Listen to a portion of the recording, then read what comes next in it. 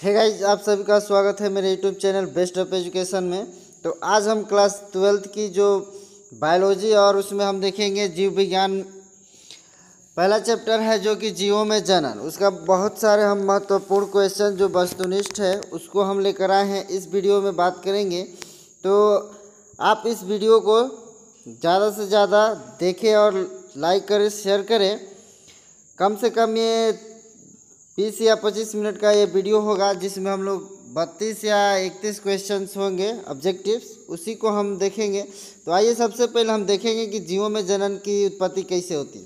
तो यहाँ पर दिया हुआ कि ऐसा विश्वास किया जाता है कि पृथ्वी पर जीवन की उत्पत्ति आज से लगभग 4000 या 4200 मिलियन वर्ष पूर्व हुई है।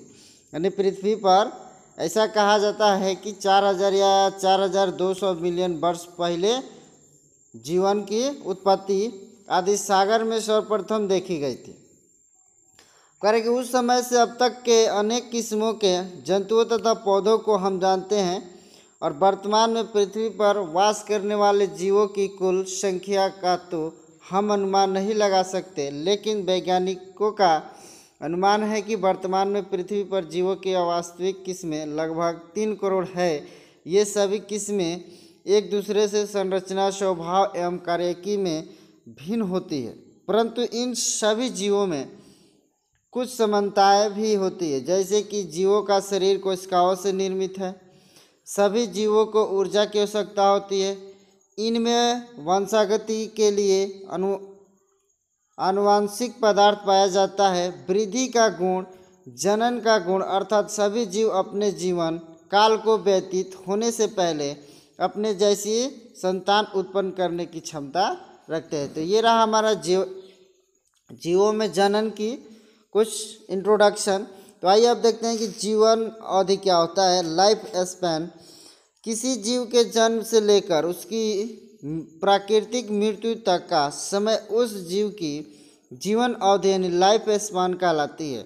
The length of the time which an organism is likely to live is called its life span. प्रत्येक जीव का जीवन काल भिन्न भिन्न होता है। कुछ सूक्ष्म जीवों की जीवन अवधि कुछ मिनटों से कुछ घंटों तक की होती है। कुछ जीव कई सौ वर्ष, कई हजार वर्षों तक जीवित रहते हैं। इस तरह का हमारा जीवन अवधि है। तो यहाँ पर देखिए कि एक तितली का जीवन काल होता है 1 से 2 सप्ताह का होता है, और कुछ वृक्ष जैसे सिकोया की जीवन अवधि होती है 3000 वर्ष से 4000 वर्ष तक होती है। भारतीय वनस्पति उद्यान हावड़ा कोलकाता में स्थित भारतीय बरगद का वृक्ष लगभग 200 वर्ष पुराना है। कैलिफोर्निया यानी यूएसए में लार्लिया ट्राइडेंटोटा सबसे लंबी जीवन अवधि वाला वृक्ष है। इसकी जीवन अवधि 11300 वर्ष मानी जाती है। जीवों की जीवन अवधि का उनके आकार से संबंध नहीं होता है। जैसे कौवा और तोता के आकार में कोई विशेष अंतर नहीं है, परंतु इसके जीवन अवधि में बहुत अंतर होता है। कौवा की जीवन अवधि लगभग 15 वर्ष होती है, वही तोता की जीवन अवधि लगभग 140 वर्ष होती है। जंतुओं में सबसे अधिक जीवन की अवधि कछुआ की लगभग 200 वर्ष है। तो इस तरह से हमारे जीवन अवधि की हमने चर्चा किया। इस तरह से हर एक तरह के जीवों की अवधि कुछ घंटे, कुछ सप्ताह या कुछ महीने या कुछ साल या कुछ हजार वर्षों से चली आती रही है। तो आइए अब हम देखेंगे कि ऑब्जेक्टिव्स क्वेश्चन इसका। सबसे पहला क्वेश्चन है कि जब संतति की उत्पत्ति एकल जनक के द्वारा होती है तब यह विधि कहलाती है। ऑप्शन ए में है लैंगिक जनन, अलैंगिक जनन।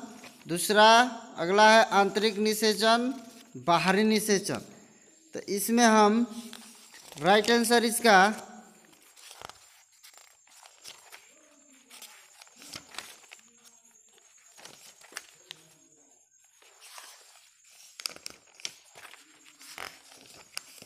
राइट आंसर हो जाएगा बी नंबर, अलैंगिक जनन। तो आइए अब अगला क्वेश्चन देखते हैं 2 नंबर कि जब नर और मादा गैमीट में युग्मन होता है तब यह कहलाता है।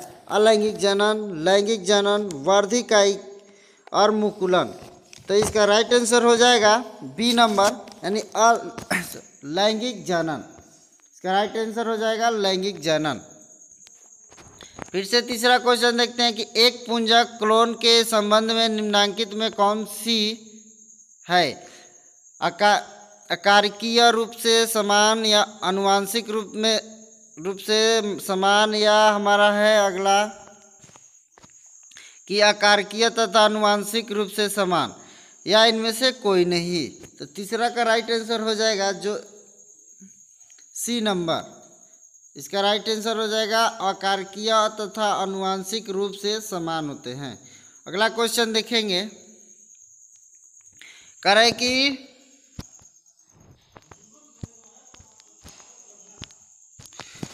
कि जीव विज्ञान 16 युग्मक सामान्यतः किस प्रकार के होते हैं? हाइप्राइड एक गुणक, डिप्लॉयड द्विगुणक, पॉलीप्लाइड बहुगुणक या नलीप्लाइड अगुणक। यहाँ पे हम देखेंगे कि जीव विज्ञान 16 युग्मक सामान्यतः किस प्रकार के होते हैं। तो यहाँ पे क्वेश्चन नंबर 4 का राइट आंसर हो जाएगा हाइप्राइड एक गुण होता है। राइट आंसर हो जाएगा इसका ए नंबर। तो अगला क्वेश्चन देखेंगे कि द्विखंडन किस में पाया जाता है? अमीबा में, पैरामीशियम में या जलकुंभी में, या तो अमीबा तथा पैरामीशियम दोनों में। तो इसका राइट आंसर हो जाएगा कि द्विखंडन पाया जाता है डी में, यानी अमीबा तथा पैरामीशियम दोनों में। तो इसका राइट आंसर डी हो जाएगा। मुकुलन द्वारा जनन किस में होता है?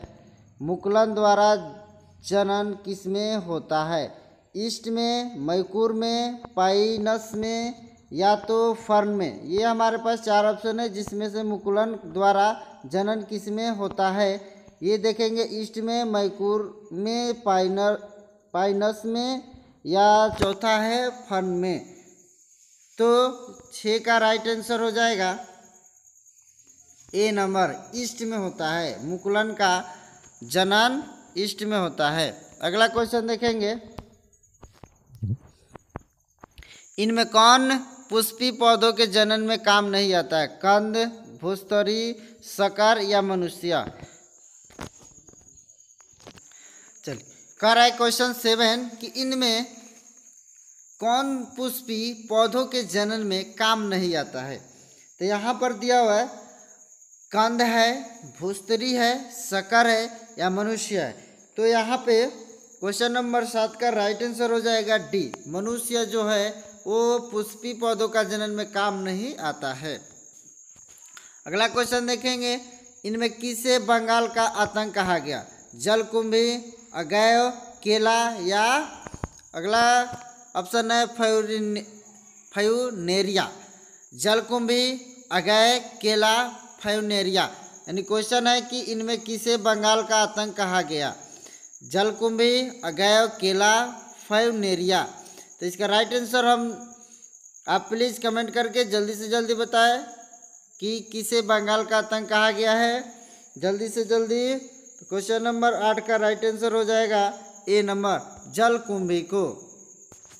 तो अगला क्वेश्चन देखेंगे 9 नंबर, इनमें किसमें बहुसमिका चल बीजाणु पाए जाते हैं? इलोनिक्स, बाउचेरिया, स्पाइरोगाइरा, कारा। यानी बाहु कास्मिक का चल बीजाणु पाए जाते हैं। तो इसका राइट आंसर हो जाएगा 9 का बी नंबर, बाउचेरिया।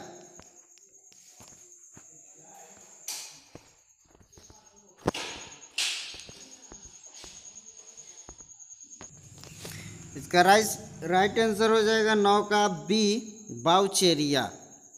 राइट आंसर हो जाएगा बाउचेरिया। अब अगला क्वेश्चन देखेंगे 10 नंबर कि कोनेडिया का निर्माण किस में होता है? पेनिसिलियम, स्पाइरोगाइरा, कारा, फर्न। तो इसका राइट आंसर हो जाएगा 10 का ए नंबर। राइट आंसर हो जाएगा ए नंबर, पेनिसिलियम। अगला क्वेश्चन देखेंगे 11, पुनर्भवन की क्रिया निम्नलिखित में किसमें होती है? पुनर्भवन की क्रिया निम्नलिखित में किसमें होती है? एस्पंजो में, स्पाइगोइरा में, या पेनिसिलियम में, या कारा में? तो इसका राइट आंसर 11 का हो जाएगा हमारा ए नंबर, एस्पंजो में होता है, एस्पंजो में। अगला क्वेश्चन देखेंगे 12 नंबर की, जलकुंभी 65,000 से अधिक पौधे कितने माह में उत्पन्न कर सकता है? हाँ, जलकुंभी 65,000 से अधिक पौधे कितने माह में उत्पन्न कर सकता है? 8 माह, 6 माह, 5 माह, 12 माह? तो इसका राइट आंसर हम प्लीज़ कमेंट करके, आप लोग को पता है तो जल्दी से जल्दी कमेंट बॉक्स में आप लोग बता सकते हैं कि जलकुंभी 65,000 से अधिक पौधे कितने माह में उत्पन्न कर सकता है। तो यहाँ पे हम जलकुंभी देखते हैं कि 12 का राइट आंसर हो जाएगा ए नंबर, 8 माह में। इसका राइट आंसर हो जाएगा 8 माह। अब आते हैं क्वेश्चन नंबर 13, इनमें कौन केवल एक बार अपने जीवन काल में पुष्प पैदा करता है? बांस, आम, लीची, जामुन? हाँ, यहाँ बहुत मज़ेदार क्वेश्चन है कि इनमें कौन केवल एक बार अपने जीवन काल में पुष्प पैदा करता है? बांस, आम, लीची, जामुन? बांस, आम, लीची, जामुन? तो इसका राइट आंसर हो जाएगा ए नंबर, बांस। ये अपने जीवन काल में एक ही बार बांस अपने पुष्प को पैदा करता है। ये हो गया बांस, राइट आंसर इसका बांस हो गया। अब आते हैं क्वेश्चन नंबर 14, निम्नांकित किसमें 12 वर्ष में सिर्फ एक बार पुष्प खिलते हैं? सूर्यमुखी, पीपल, नीला कुरंजी, नीम? ये बहुत मज़ेदार क्वेश्चन है कि कह रहा है कि निम्नांकित किसमें 12 वर्ष में सिर्फ एक ही बार पुष्प खिलते हैं? सूर्यमुखी है, पीपल है, नीला कुरंजी है, या डी में है नीम है? तो इसका जल्दी से जल्दी आप लोग कमेंट करके जल्दी से जल्दी बताएं कि इसका राइट आंसर क्या हो जाएगा। तो आइए हम बता रहे हैं आपको, 14 का राइट आंसर हो जाएगा सी नंबर कि नीला कुरंजी। ये 12 वर्षों में एक ही बार इसका पुष्प खिलता है, तो इसका राइट आंसर हो जाएगा नीला कुरंजी। चलिए अगला क्वेश्चन देखते हैं कि मध चक्र यानी ओरेस्ट्रुस साइकिल पाई जाती है गाय में, भेड़ में, कुत्ता में, या इनमें सभी में? यानी मध चक्र पाई जाती है गाय में, भेड़ में, कुत्ता में, इनमें सभी?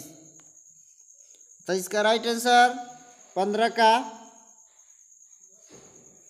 डी नंबर हो जाएगा, इन सभी में पाई जाती है। अगला क्वेश्चन है कि ऋतु घाव चक्र किसमें होता है? मनुष्य में, यंदर में, चिंपैंजी में, इन सभी में? यानी ऋतु घाव चक्र किसमें होता है? मनुष्य में, यंदर में, चिंपैंजी में, या इनमें सभी में? यहाँ पे बंदर होगा, सॉरी यहाँ गलत हो गया, यहाँ पे बंदर होगा, काट के यहाँ पे लिख दे रहे बंदर। ये हो गया यहाँ पे। तो इन सभी का राइट आंसर, सॉरी इसका 16 का राइट आंसर डी हो जाएगा, यानी सभी में होता है। तो इसका राइट आंसर सभी में। चलिए अगला क्वेश्चन देखते हैं कि द्विलिंगी प्राणियों के उदाहरण है स्पंज, टेपवर्म, जोंक, इनमें सभी? यानी द्विलिंगी प्राणी के उदाहरण है कि स्पंज, टेपवर्म, जोंक, इनमें सभी। ये राइट आंसर इसका हो जाएगा 17 का डी नंबर, यानी सभी में हो जाएगा। मनुष्य के युग्मकों में गुणसूत्र की संख्या होती है 21, 23, 44, 46। ये तो 10th की बायोलॉजी आप लोग सबको पता होगा कि 10th की बायोलॉजी में है कि मनुष्य के युग्मकों में गुणसूत्रों की संख्या होती है 21, 23, 44, 46। तो इसका राइट आंसर डी हो जाएगा कि 23 दूना 46 होता है, जोड़ा होता है तो ये हो जाएगा 46, राइट आंसर। अगला क्वेश्चन है कि इनमें कौन अंडजनक प्राणी है? मुर्गी, सांप, मगरमच्छ, इनमें सभी? क्वेश्चन है कि इनमें कौन अंडजनक प्राणी है? मुर्गी, सांप, मगरमच्छ, इनमें सभी? अरे तो मुर्गी भी अंडा देती है, सांप भी देता है, मगरमच्छ भी देता है, इनमें सभी। तो ये इसका राइट आंसर क्या हो जाएगा? तो इनमें सभी हो जाएगा, राइट आंसर। चलिए अगला क्वेश्चन देखते हैं 20 नंबर की। जब निषेचन जीव के शरीर के बाहर होता है तब उसे कहते हैं बाह्य निषेचन,